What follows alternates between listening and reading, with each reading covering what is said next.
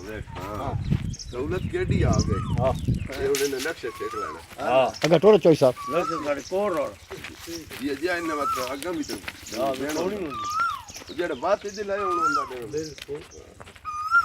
वाह भाई बड़े काम नहीं हो मेरे कितना बजना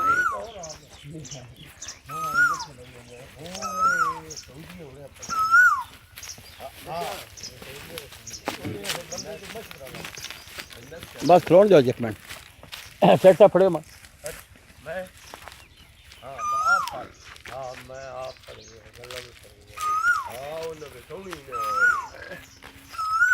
आए माँ जी ये नहीं डरती किधर चला रहे ऐसा सड़के टोले सड़के पे दो रंगे ध्यान करिए जी में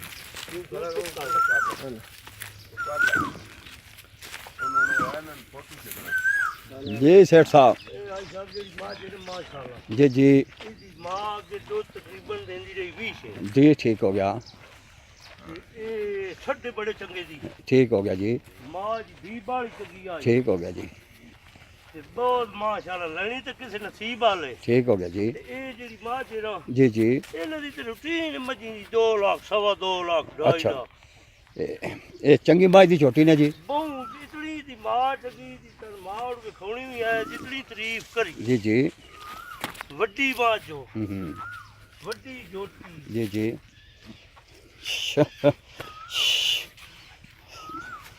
अच्छा ਤੇ ਹੁਣ ਮੋਹ ਚ ਮਾਸ਼ਾਅੱਲਾ ਚੌਗੀ ਅਜੇ ਤੱਕ ठीक हो गया जी ਜੀ ਆਇਸ਼ਾ ਠਿੱਕੀ ਹੋ ਗਈ ਹੈ ठिकी होगी ठीक हो गया ਜੀ ਠਿੱਕੀ ਹੋ ਗਈ ये पहले ने जी ਇਹ ਜਰਾ ਮਾਲਜ ਵਧੀਆ ਰਹਿੰਦੀਆਂ ਨਾ जी जी